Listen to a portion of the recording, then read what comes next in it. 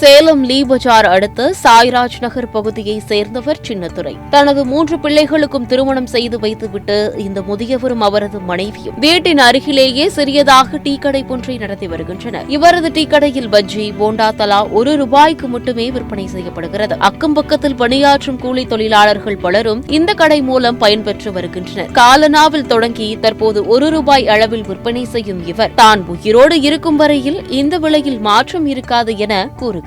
என்னதான் சம்பாதித்தாலும் ஒருவரால் எவ்வளவு சாப்பிட்டு விட முடியும் என முதியவர் போகிற போக்கில் ஆழமான தத்துவம் தூவிய கருத்துக்களை விதைத்து பேசுகிறார். ஒரு டீ ₹20, ஒரு பஜ்ஜி ₹10 என விற்கும் காலகட்டத்தில் இப்படி ஒரு மனிதரா என நெகிழ்ச்சியுடன் வியக்கும் சுற்றுவட்டார பகுதி மக்கள் அவரை உரிமையாக ₹1 கடைக்காரர் என்றே அழைத்து வருகின்றனர். முதியவரின் செயலுக்கு பல தரப்பினரிடையே இருந்து பாராட்டுகள் குவிந்து வருகிறது.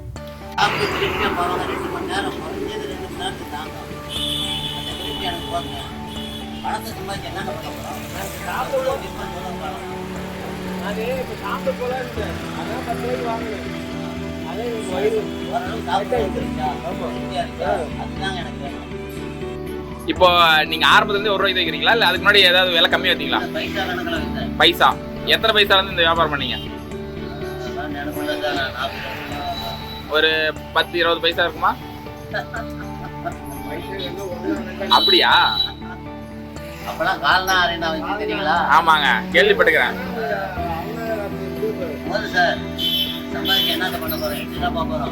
கோடி கணக்கில் சம்பாதிக்கலாம் அந்த பில்லுக்காரன். போகும்போது இவ்வளவு சம்பாதிச்சானே அவனை புள்ளியிலே போட போறாங்க. அவன் எவ்வளவு திம்பான்? 4 கிலோ திம்பானா?